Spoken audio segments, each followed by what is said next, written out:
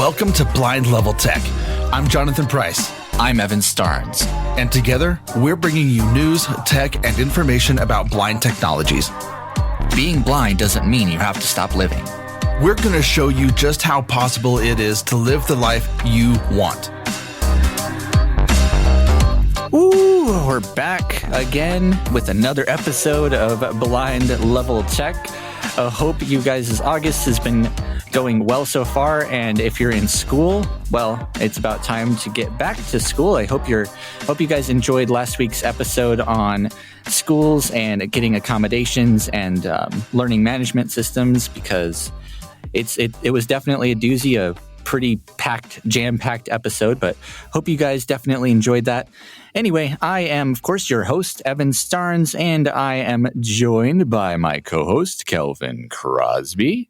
Hey, it's so good to see you, even though I can't see you. It's another beautiful day in the neighborhood, Evan. Oh, yeah. How you doing, man?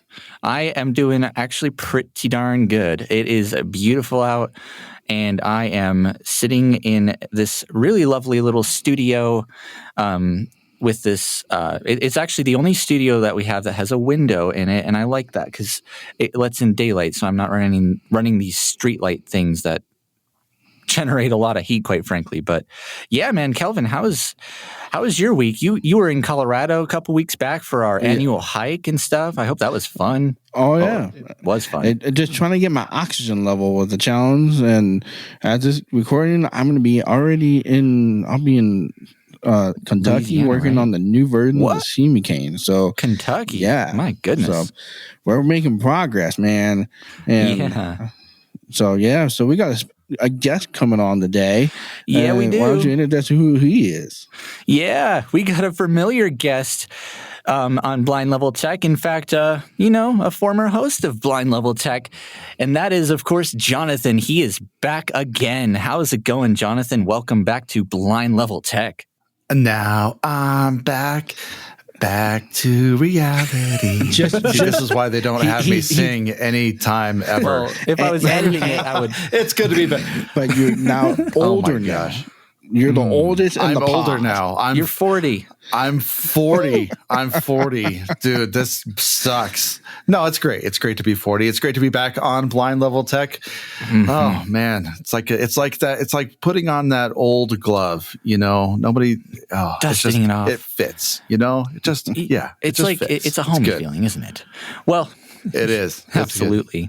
Well, we're here today to talk about microphones. And not only, what you can kind of get started with if you're interested in getting into podcasting or voiceover recording, but also our favorite kinds of microphones and even some handheld recorders as well. So let's first start actually by talking about the mics that we're using right now, just to kind of get this ball rolling. I'm obviously in a recording studio, and the mics that we use in these recording studios are probably around like $40, and they are Audio-Technica AT2020 condenser microphones. And Jonathan, what is like the difference between like a condenser microphone versus like a dynamic where you have to talk directly in its face? Yeah, so really the difference is with a condenser mic, you are picking up audio from the room. It's a wide range polar pattern, and it's going to pick up a lot of things. So it's really good for mixing bands and choirs and vocals and things like that. The dynamic mics are really good for dialogue and getting close up on radio. So a lot of radio hosts use it, podcast hosts use it, and it's a very narrow recording field. So you have to be right in front of the microphone in order to be heard. And so there's some cool technology that we're going to talk about a little bit later when it comes to microphones. But yeah, for me, I'm currently using a CAD or a CAD GXL2200, and this ranges anywhere from $100 to $140. And the cool thing about all of these microphones is that no matter how cheap they are, you can kind of make them sound good. You can make a cheap $120 microphone sound like it's $1,000 or $1,100. Now, only to the expert audiophile, is somebody going to be able to recognize the differences between microphones? But for the general population, they're not going to care. They're not going to know. It just, does it sound good? Can I hear the person? That's really all they care about. So that's my microphone setup. Yeah, absolutely. Now, Kelvin, you also are a radio host and have always had some awesome microphones, but what are you currently recording with? Yeah, so because I'm on the move, I'm using my travel system. So I'm using a dynamic mic, which is the Shure the Shure SM58, right? SM58, connected to the X2U. I gotta keep all the letters together. The X2U adapter to a USB-C into the computer, and then I'm running the Shure software that you download on your computer, so that way you hear that rich, dark tone, full voice. And so right now I'm really probably a good maybe 2 inches away from the mic. And so this is what it kind of sounds like when you're pretty close to the mic. And it helps for being visually impaired. Like, you can put your chin on it, and it helps you know your distance. That's always been one thing that I've had to really work on, is not getting too far away from the mic, and getting really close. And so, yeah. Now, notice what the way he started the way you sounded when you kind of leaned away from that mic. It started to get kind of distant. So that is definitely like a dynamic mic. It's like having a water jet that sprays out in a single like beam or a big cone. It's kind of the difference between a dynamic or a condenser mic. That's how I've always seen it. But how much could you expect to pay for that? The Shure mic. Yeah, so this whole setup is the Shure. This one has the switch. So this is $104 for the mic, and then you add the X2U is $150, I think, and I'm also using a amplifier so I can get less gain, because a lot of times, even if I'm in a really noisy environment, like right now, the air conditioning going, you got air blowing right on me, all that, you can't hear it. You can't hear anything. Yeah. Just your voice. Yep. Absolutely. So that's a rabbit hole we won't go down in this episode, but it definitely can make a huge difference in the cleanliness of your audio. So we've definitely talked quite a lot about our mics, but let's just talk about what mics people might already have available. Because if you want to, just go record yourself reading or, make a voiceover, odds are you could probably already do that without making any purchases. So, usually what comes to mind for me when it comes to mics built into devices is typically mics like built into laptop computers or your phone's microphones, or mics built into webcams. Now, here's the thing with those built-in mics. It's 100% going to be hit or miss, whether it sounds good or not. A lot of mics built into particularly Windows computers. Most Windows computers, the sound card that's built into them is it's made by a company called Realtek. Those mics often have, quote, enhancements applied to them that make them sound they make them sound, I guess, cleaner according to Realtek. And they usually have things like noise reduction or echo cancellation, or even some like effects that will cancel out keyboard noise. But unfortunately, a lot of those effects really take a lot of the clarity and the higher end of the audio just completely out of the picture. So if you've ever, listened to interviews and stuff, and you hear people's mics and it sounds like they're underwater, that's why. And you can disable those, but often a lot of those mics built into computers, since they're right next to the computer, you pick up a lot of noise from the computer itself or typing. And so you can kind of scrape by, but it's advised that you get a better mic in that case. But Jonathan, what are your thoughts on built-in mics? I know you like the iPhone mics. I love them too. Yeah, iPhone makes really good microphones, especially now. If you've damaged your phone, that microphone is also going to be affected. Yeah. But even things like AirPods that I would consider built-in microphones are okay. Now, if you're wanting to do like voiceover, we're just talking about getting your voice on Zoom or anything like that. I wouldn't necessarily record an audiobook with them or try to record a podcast or be a host with those kind of microphones.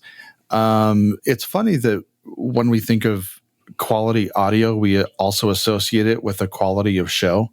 And so how many times have we all heard a show that has really poor miking and really bad audio that we're like, I don't want to listen to that. I can't handle that. Yeah. And so, here at AfterSight, we take a lot of pride in the way our audio sounds, and it's clean. It's nice to listen to. And, we just don't, that's why we don't record on computers or laptops or anything like that. There is a place for them, and they are an absolute last resort. But they're good for FaceTime. They're good for, having a conversation or a business meeting or whatever. So I wouldn't discount them totally, but definitely not for professional audio work at all. Absolutely. For sure.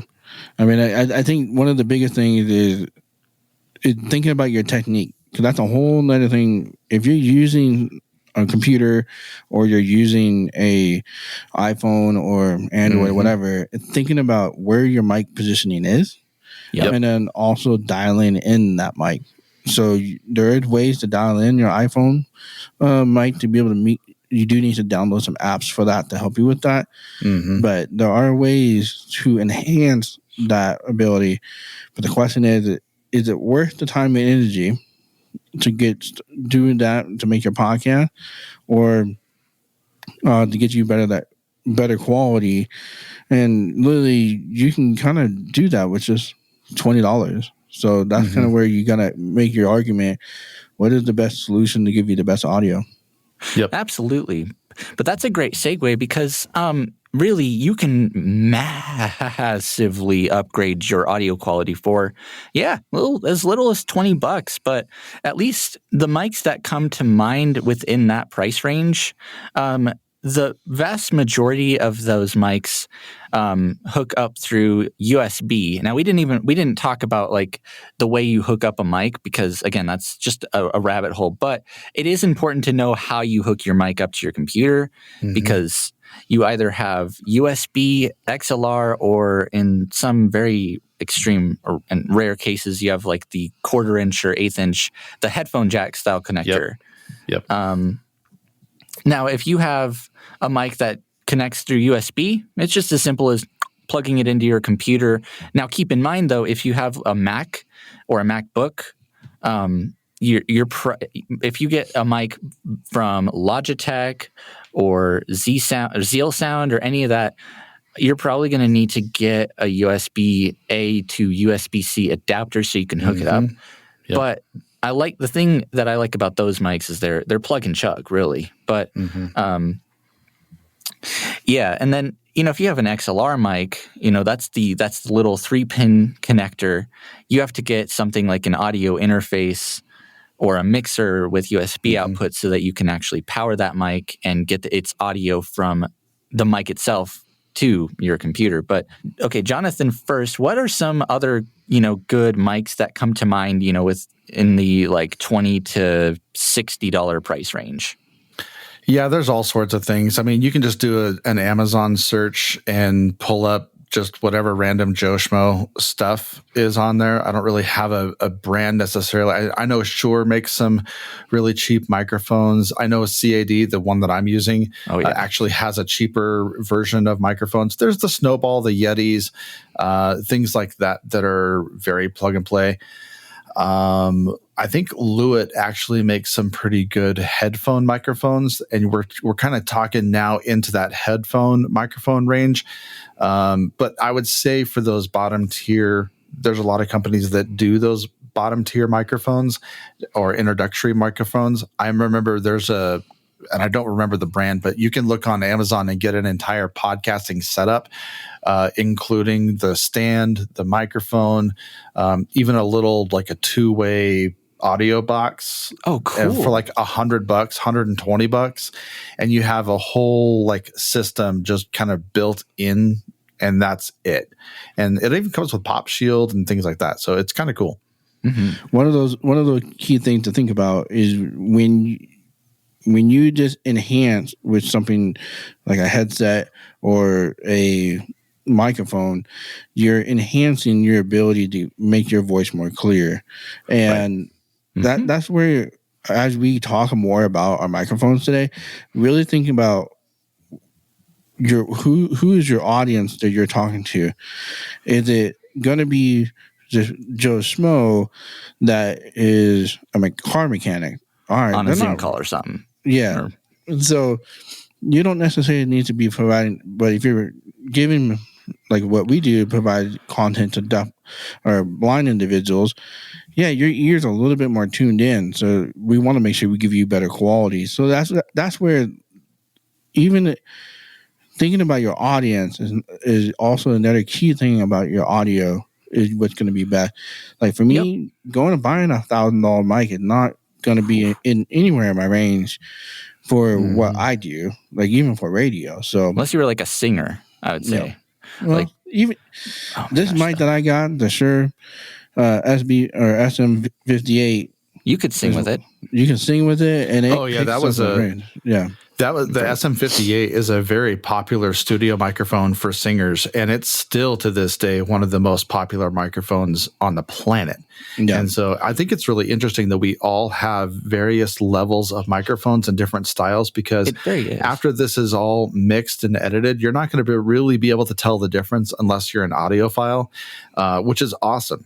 And it just goes to show that even though you can pay little money for a microphone, you can still get good quality. Now, I do want to make one quick thing known. The level at which you pay for a microphone, even though it sounds better, may not be quality built. You might get some good run out of it, but the build quality for microphones is really where you start to get more expensive, and how long your microphones last. Because that is something to take into consideration, especially if you're doing voiceover stuff. So I'll let you keep going. And especially if you're taking that mic, if you're doing it as a mobile setup and that mic's going in and out of cases. And, And you're going to need a well-built mic. But what I'd say, kind of up, above those mics, kind of next up on the totem pole, if you will, before we really get into the good expensive stuff, is actually headsets, and more particularly the headsets with the boom mics built in. And those are the nice little mics, the gooseneck. You can flex them anywhere, But so this is strictly my opinion on those mics. I don't like them very much. The thing with those mics is that they are absolutely they're the most convenient mic possible, because you just throw the headset on, you situate the mic, it's ready to go. It's like, a couple inches from your face. But while it might sound great on a Zoom call or a Teams call or whatever, if you want to record a podcast, it's not going to be as up to snuff without a little bit of post editing afterwards. They kind of have a tendency to pick up the vibration of your head while you speak, and that can kind of add this just really unpleasant quality to the audio. It kind of makes it sound more thin. It kind of sounds almost like it's coming out of a cheap, crummy pair of speakers as opposed to the actual mic. And also with headset mics, you can also get wireless versions of those, and don't do voiceovers with them. It's that simple. Please don't. Just save yourself the hassle. Because the thing with those wireless headset mics is that they're usually used for gaming. So if you're talking on, like a gaming, like a Discord server or whatever, they need to have zero latency. Basically the delay from when you speak to when the computer picks up the audio and transmits it.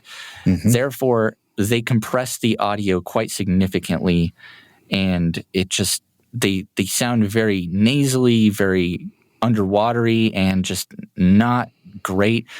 Except for that one Corsair HS80 headset I talked about. That is the only headset that I would say you could get by with in a pinch in wireless mode. But yeah, I don't really recommend them. But Jonathan, what are your thoughts? Because you've done plenty of interviews with people with all sorts of different mics. But what do you think of these headset mics? Please don't use them. I'm gonna go straight there. Just don't use them. I mean, they're good for if you're in a call center, or there's a lot of really good call center mics, good gaming mics. If you need to be on a Zoom mic, go with that. I mean, there's Elgato Wave. These aren't necessarily headphone mics. They're just good like gaming mics and cheaper mics. You have the V-Moda, the Boom Pro, HyperX, Blue Yetis, Quadcast, are just a few of those cheaper, like really high, like you were talking about, mics. low. Yeah, they're the low latency gaming type microphones. If you want to have those are more like computer desktop gaming that you can like put on your desk. But in terms of the headphones, yeah, unless you're working in a call center or you just need to have that headphone capability and your hands free, I would not use a headset mic. But that's coming from an audio guy and all that stuff. Like you, I just, outside of the one you mentioned, don't use them. Nope. Kelvin, have you used any particular headset mics though in the past and had any experiences with those? No, not really, because of my hearing loss, I have to wear my headphones very unique to be able to, and I can't do that with a headset mic, because you got to be able to make sure that mic is in the right position. And then also the way I wear my headphones, you get noise feedback from the headphone into the mic. So, yeah, so I just have stayed away from it completely. So that way, and it's also why I put a lot of my energy into making sure my mic only picks up what's in front of my mouth, because the way I wear my headphones to be able to make it work with my hearing aid, it's super easy for it to pick up the sound from my headphones into the mic. So that's also a great insight too, because a lot of like even right now, I have a monitor set up so that I can hear literally exactly what this mic is picking up with no delay. And you either like it or you don't. Some people like having that monitor or not. But if you have your mic set up like that and you're monitoring and you have to wear your headphones a certain way, it's going to pick up and it's going to be a deafening, screechy feedback that gross. But Jonathan, you had alluded to some mics that I would consider more like middle of the road. We're getting pretty close to like the super like high end, radio host quality mics. And these are more your like desktop style mics. So what comes to mind from me is mics like the Blue Yeti, which I use at home. That's I paid about $150 for mine. Yep. And that mic is great because it actually has 4 different what are called puller patterns. So that's basically just how the mic picks up audio and the direction in which it does pick up the audio. You could actually use it to record in stereo, and I love stereo because and that's great for if you wanted to record an event or an interview. You put the mic in the middle of the table and set it to stereo, and it just picks up everything around it, and it sounds quite good. And then you have a couple of different modes. You can actually even set it to the cardioid pattern, which I personally really like. That's the one I use when I'm podcasting, because that's the one where it will pick up your voice, but not as much of the room around you. So, it's really good for that voice isolation. And those mics also have a physical volume or a physical microphone gain adjustment. And, it's just in the form of another little knob above the polar pattern adjustment. And you can, if you're on a podcast and somebody's like, "Oh, you're way too hot," your audio is way too loud. It's super easy to just turn that down. Mm-hmm. They also have built-in sound cards, so you can plug in your headphones and listen to the mic like directly, and also your computer's audio. So, and a handy mute button. And a competitor to the Blue Yeti is the Quadcast, and it's a little smaller than the Yeti, but it's pretty much the same mic. But I think it does have a little better sound profile to me. But Jonathan, you'd mentioned the mics I'm talking about. But what are your thoughts on the $100 to I'd say maybe $100 to $250 mics? Yeah, there's a lot of mics in this category. And the one that we use the most often and that every single one of our podcast hosts use is the Shure MV7 or an MV7X. Now, there's two variations of this. One is the XLR and one is a USB. Now, I will say this. It is not super accessible and friendly for those with blind, because on the body of the microphone is a touch pad that will both, on the left-hand side is a power on and off, a mute on and off.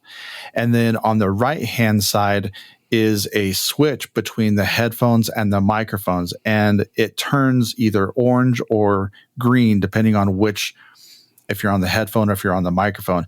And then between those two, over the crest of the microphone or over the body of the microphone, is a slide pad that you there's no tactile feel to it. It's just this smooth piece of whatever. It feels glassy. It feels glassy. Yeah, it's exactly right. It kind of feels like you're touching your iPhone screen, but there's no indication as to whether or not you're turning up your volume outside of just using your ears. And so that is the one drawback, and that's a kind of a big drawback. But the quality in sound is incredible. And I love the microphone. I love the Shure microphones.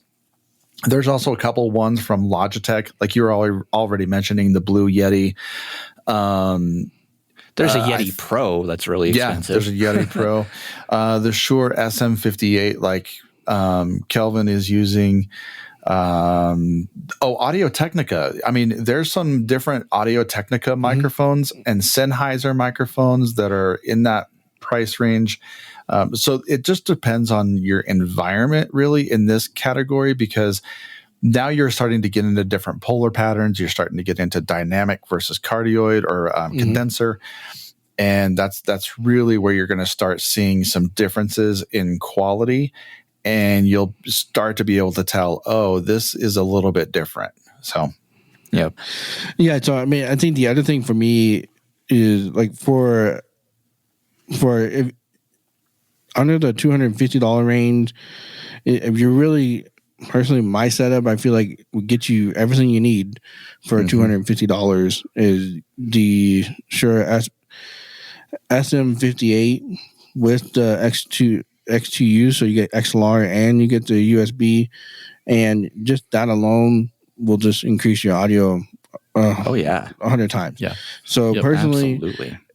That's where I would go. I mean, I have a ATR 2100X or NX, which is great. I mean, it has a little bit of a ting to it, but there's a lot of really famous podcasters that use that. It's super easy to plug in and play. It's not as durable as the Shure SM58. Because I tell you, I've broken a couple of those ATR.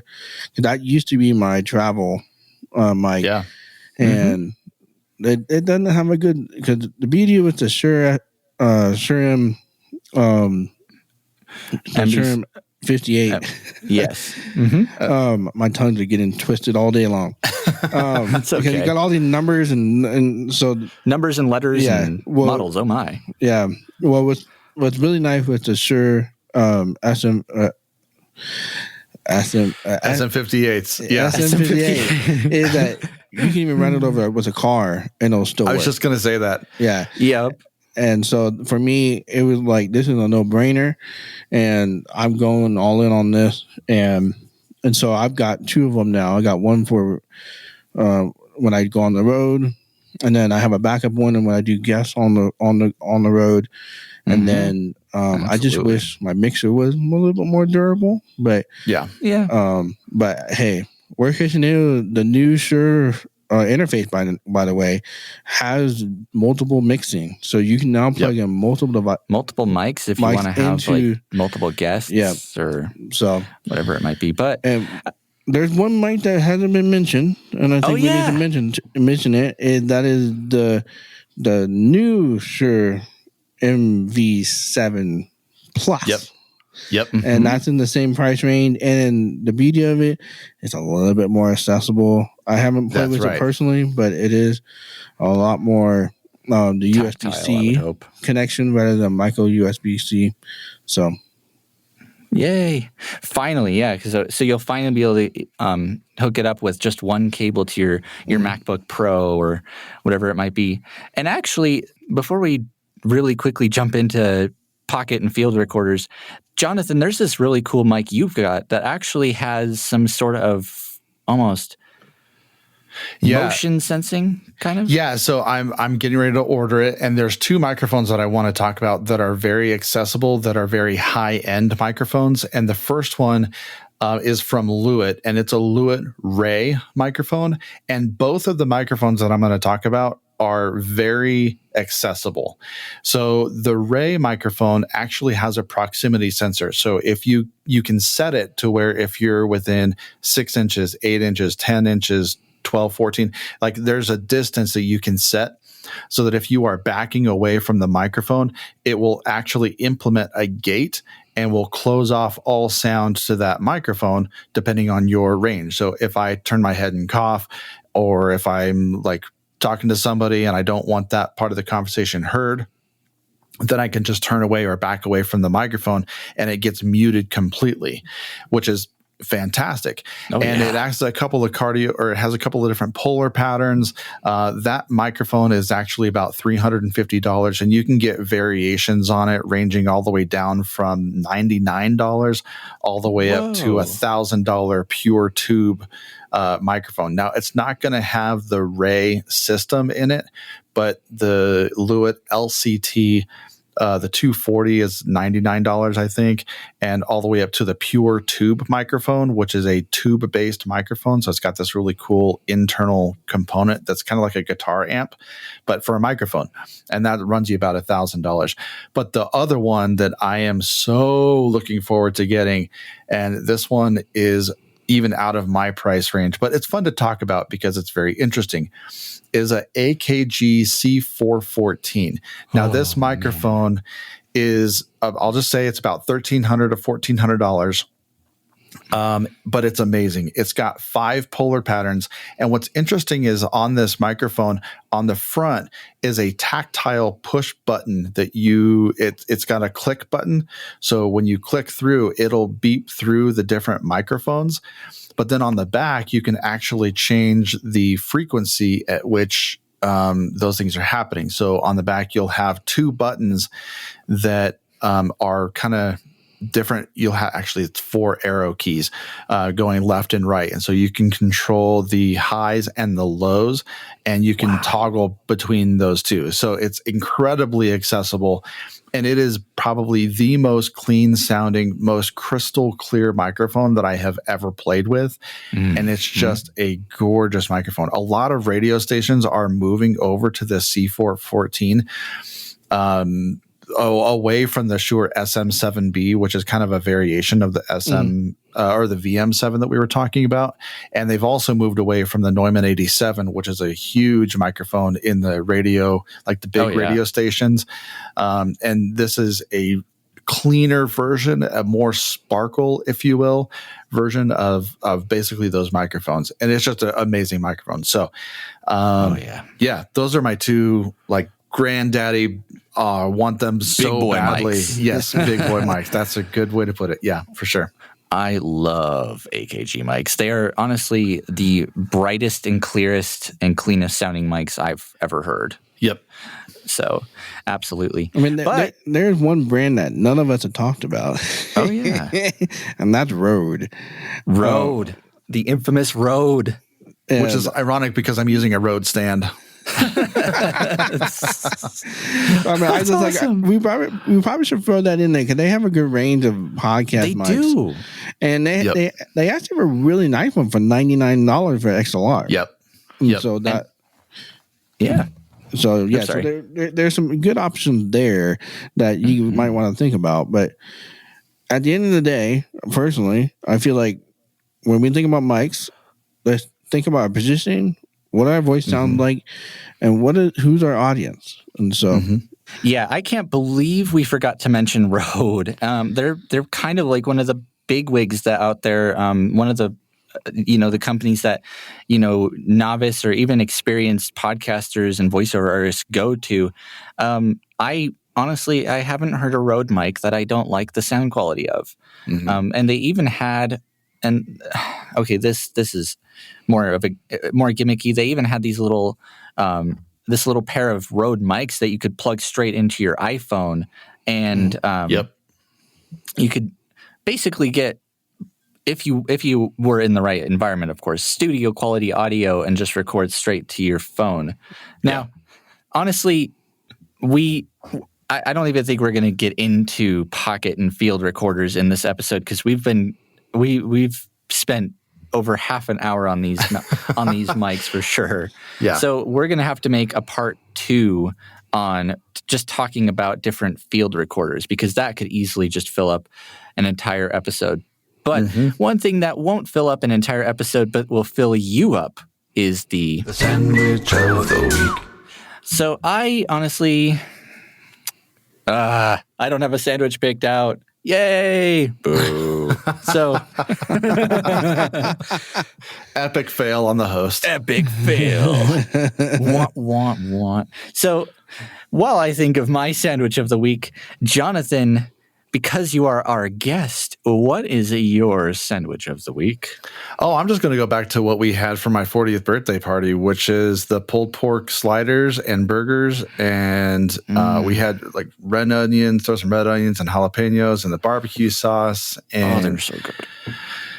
Yeah, that's pretty simple, cut and dry. I do, however, like to butter and toast the buns. Get a little bit of crisp. He like toasty bun, people. I like a toasty bun. Toasty buns. Yeah, that's right. That's right. We're going for it. Yeah, man, you gotta toast them. You gotta toast them. So that's where I'm at. Heck yeah. Now, Kevin, it sounds like you've got a good sandwich of the week. Well, go ahead. Yeah. So my sound of the week is, honestly, I'm feeling a good Sonic double cheeseburger. Yeah. Sonic. I don't know why, but I just feel like that sounds really good with no vegetables. Absolutely no vegetables. I refuse to you and your no vegetable thing, man. For real, right?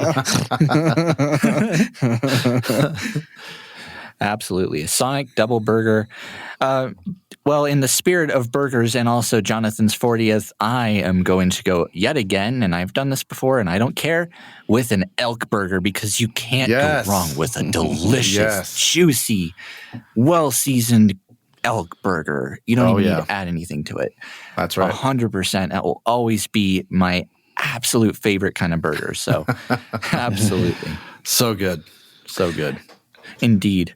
Well, before we wrap up this episode, we do have one quick thing to mention. We are going to be at the Shine Music Fest. I actually don't have the date in memory now, but it's August 20-something? August 24th. Yep. August 24th. We're going to be there doing both a live blind chick show, and I'm going to be hovering around doing Evan on the Go interviews of people. So if you're there and if you see us and you want to tell your story or you want to be a part of the Blind Chick live experience and just listen to some great music and just have a good time, come and join us at the Shine Music Fest. And of course, we hope you guys, those who went on our hike, you guys had a great time. I always love these hikes. It is one of the highlights of this job. And I'm so glad we continue and are able to continue to do them year after year. And they just keep getting better and better, just like this show. So with that being said, I'd like to thank you guys yet again for joining us for another episode of Blind Level Tech. If, of course, you have any feedback for us, you can email feedback@aftersight.org or give a call to 720-712-8856. Jonathan, thank you once again for being on the show today. It was a blast talking about mics for sure. Yeah, it was awesome. Thanks for having me back. Look forward to doing it again. Oh yeah, we'll have you on and definitely on in future episodes. With that being said, I am your host, Evan Starnes, and this is my co-host, Kelvin Crosby. Go live beyond your challenges and plug in your device.